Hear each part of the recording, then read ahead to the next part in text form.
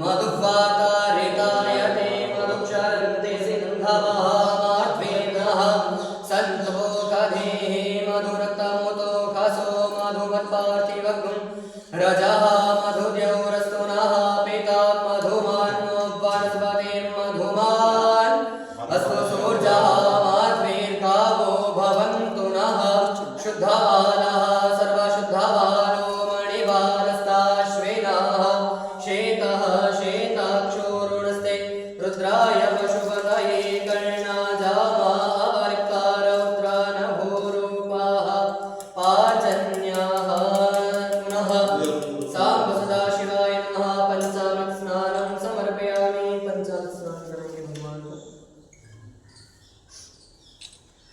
ओम पंचार्याः सरस्वतीमपि यन्ति सस्रोतसः सरस्वती तु पञ्चधाशो देशे भवत्सरिता पञ्चार्याः सरस्वतीमपि यन्ति सस्रोतसः सरस्वती तु पञ्चधाशो देशे भवत्सरिता।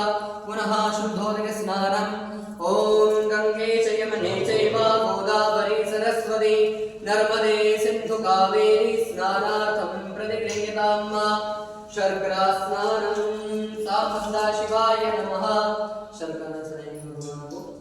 ओम अपागुं रसमद्वय सगुं सूर्ये शन्तगुं समाहितम् अपागुं रस्यजो रसस्तम्भो गृह्णामि तामुपयामगृहे तोसीन्द्राय त्वादुष्टतमम्।